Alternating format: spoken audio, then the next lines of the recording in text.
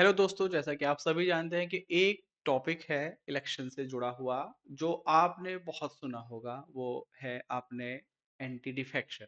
अगर हम इसे हिंदी में देखें तो कुछ टाइम पहले इसको ऐसे यूज किया जाता था कि आया राम गया राम। बेसिकली क्या था कि जो 70s और 80s में जो पॉलिटी थी या जो आपकी राजनीति थी, उसमें स्टेबिलिटी नहीं थी। आपका क्या था कि एक कैंडिडेट यहाँ से इलेक्शन जीता, इस वाली पार्टी वो तो शपथ लेने की तैयारी कर रही है, पता लगा कैंडिडेट दूसरी तरफ पहुंच गया, क्योंकि यहाँ उसको मिल रही थी फूड मिनिस्ट्री और वहां मिल रही है उसको रेलवे मिनिस्ट्री। तो ये स्टेबिलिटी लाने के लिए या इस तरह के जो एक जगह से दूसरी जगह भागने वाला प्रोसीजर था, इसको रोकने के लिए, करप्शन को रोकने के लिए, हॉर्स ट्रेडिंग जिसको बोलते हैं उसे रोकने के लिए एक कानून आया जिसका नाम था एंटी डिफेक्शन लॉ। इसके लिए कॉन्स्टिट्यूशन में संविधान मतलब संवैधानिक चेंजेस, कॉन्स्टिट्यूशन अमेंडमेंट किया गया। और कौन सा अमेंडमेंट था? आपका 52nd अमेंडमेंट के तहत इसको लेकर आया गया। 52nd ने आपका 10th जो शेड्यूल है उसको ऐड किया गया।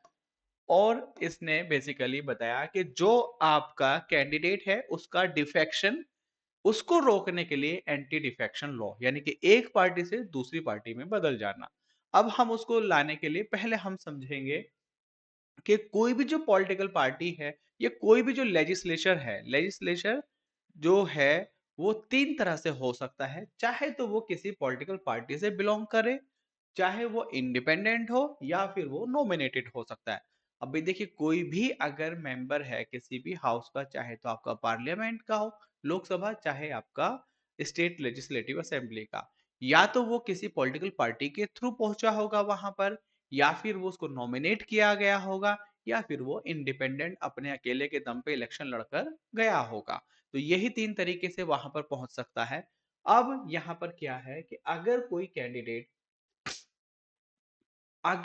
कैंडिडेट पॉलिटिकल पार्टी से बिलोंग करता है और उसने अपने आप को वॉलेंटरली रिजाइन करा दिया, क्या कर दिया? वॉलेंटरली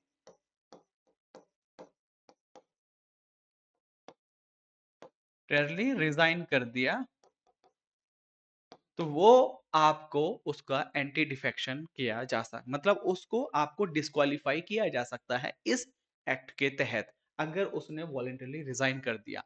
अब हर पॉलिटिकल पार्टी होती है, पॉलिटिकल पार्टी को एक अपना एक उसका इंटरनल प्रोसीजर है, उसके तहत उसको अपने मेंबर्स को चलाना है।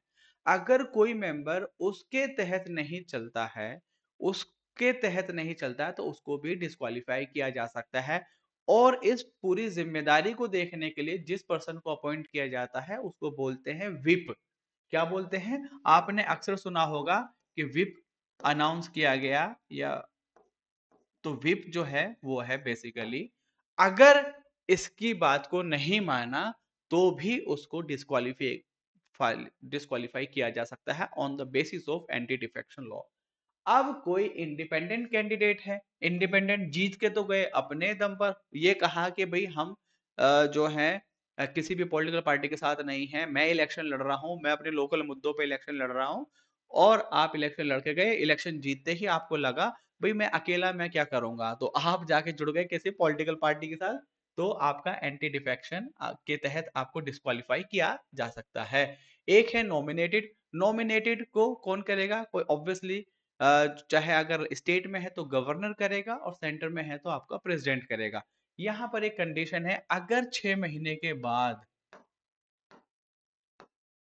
6 महीने गुजर जाने के बाद अगर ये किसी पॉलिटिकल पार्टी को ज्वाइन करते हैं तो इनको डिस्क्वालीफाई किया जा सकता है। तो ये तीन कंडीशन है, अगर पॉलिटिकल पार्टी से है, इंडिपेंडेंट है, या नॉमिनेटेड है। तो इस तरह से मैंने आपको बताया कि उस किया जा सकता है। अब यहाँ पर हम इसकी कुछ कंडीशंस देखेंगे। जो मैंने ये बताया एक बार फिर से रिपीट करता हूं मैं, अगर पॉलिटिकल पार्टी से है और उसने पॉलिटिकल पार्टी की मेंबरशिप को वॉलेंटरली छोड़ दिया है तो उसको डिस्क्वालीफाई किया जा सकता है। उसने अगर विप की बात को नहीं माना है तो उसको डिस्क्वालीफाई किया जा सकता है। अगर कोई नॉमिनेटेड मेंबर है और उसने किसी पॉलिटिकल पार्टी को ज्वाइन कर लिया 6 महीने बीत जाने के बाद, तो उसको डिस्क्वालीफाई किया जा सकता है। कोई अगर इंडिपेंडेंट कैंडिडेट है और इलेक्शन जीतने के बाद उसने किसी पॉलिटिकल पार्टी को ज्वाइन किया तो उसको डिस्क्वालीफाई किया जा सकता है। अब यहाँ पर एक छोटा सा कैच है, वो है विप के रिगार्डिंग। क्या हर केस में विप की अगर बात नहीं मानी गई तो डिस्क्वालीफाई होना ही चाहिए, डिस्क्वालीफाई किया ही जा सकता है? ऐसा नहीं है। अगर आप कुछ टाइम पहले 15 दिन का टाइम, अगर आप 15 दिन के पहले आप विप को अपना मैसेज कन्वे कर देते हैं कि I will abstain from voting on this issue और I will vote against this issue, तो उसके खिलाफ एक्शन नहीं लिया जाएगा। तो ये चीजें हैं जो आपका एंटी डिफेक्शन के रिगार्डिंग है। अब मैं इसमें थोड़ा सा एक चीज और बताना चाहूंगा, थोड़ा सा आपको, इसमें कुछ एक्सेप्शंस हैं। एक्सेप्शन मैंने एक आपको बताया, एक तो है अगर विप की बात को 15 दिन पहले उसने कह दिया कि मैं इसके अगेंस्ट रहूंगा या इस वाली लाइन पर मैं नहीं हूं या मैं वोट देने नहीं जाऊंगा। फॉर एग्जाम्पल जैसे कि गवर्नमेंट है, कोई इंपॉर्टेंट इशू है और उस पर गवर्नमेंट चाहती है कि इस पर वोट हो, या कोई अपोजिशन है, अपोजिशन चाहती है कि हमें गवर्नमेंट के अगेंस्ट ही वोट करना है, लेकिन अपोजिशन का कोई मेंबर उसे लगे कि नहीं जो गवर्नमेंट कर रही है वो सही कर रही है, मैं गवर्नमेंट के साथ हूं, तो वो गवर्नमेंट के साथ वोट कर दे, तो उसको एंटी डिफेक्शन के तहत उसे डिस्क्वालीफाई किया जा सकता है। लेकिन अगर उसने पहले ही अपनी बात को कन्वे कर दिया है, विप को कन्विंस कर लिया है, तो वो कर सकता है और एंटी डिफेक्शन से वो बच जाएगा। अब इसमें एक चीज क्या है, जो आपका जो इंपॉर्टेंट चीज है एक्सेप्शन, एक तो विप की बात को बता दिया, दूसरा क्या है ना, स्पीकर जो है,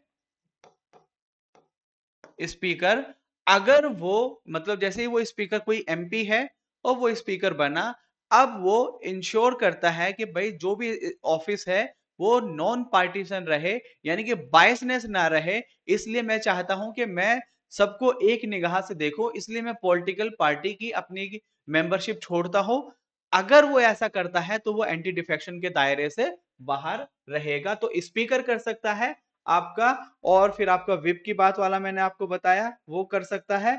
अब इसमें एक और एक एक्सेप्शन क्या है, अगर कोई पॉलिटिकल पार्टी है और उसके 2/3 मेंबर उससे टूटकर, किसी पॉलिटिकल पार्टी से आपका 2/3 मेंबर टूट गए और इन्होंने या तो नई पार्टी बना ली या किसी और पार्टी के साथ मिल गए, अगर 2/3 है तो ये एंटी डिफेक्शन के प्रोविजन से बाहर होगा, अगर 2/3 टूटकर किसी दूसरी पार्टी के साथ जाकर मिलते हैं, तो ये इसके एक्सेप्शन है।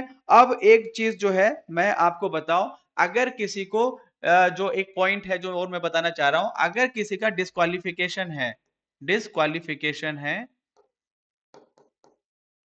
On the basis of defection, anti defection, जो डिफेक्शन के बेस पर है डिस्क्वालिफिकेशन, तो इसमें जो प्रिसाइडिंग ऑफिसर है, presiding officer of the house, चाहे वो आपका लोकसभा का हो चाहे राज्यसभा का हो, स्टेट लेजिस्लेटिव असेंबली हो, तो उसकी बात फाइनल होती है।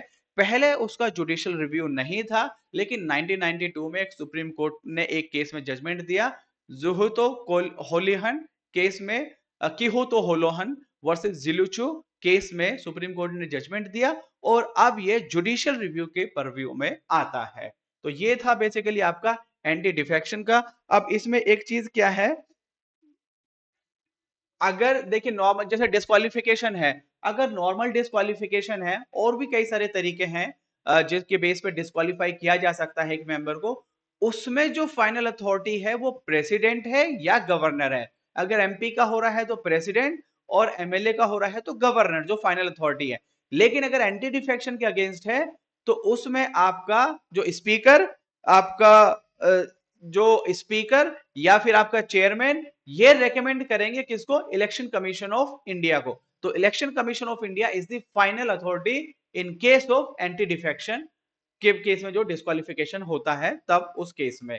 ठीक, तो ये था इसमें। अब अगर इसमें कोई आपको डाउट हो तो आप पूछ लीजिएगा, एक छोटी सी वीडियो थी, थोड़ा सा कंफ्यूजन वाला चीज होती है ये, कि 6 मेंबर 6 महीने वाला नॉमिनेटेड इलेक्टेड या किसी पार्टी का मेंबर, तो उस कंफ्यूजन को दूर करने के लिए बस मैंने एक छोटी सी वीडियो बनाई थी। उम्मीद करता हूं कि आप लोगों को पसंद आएगी। Thank you, have a good day, bye.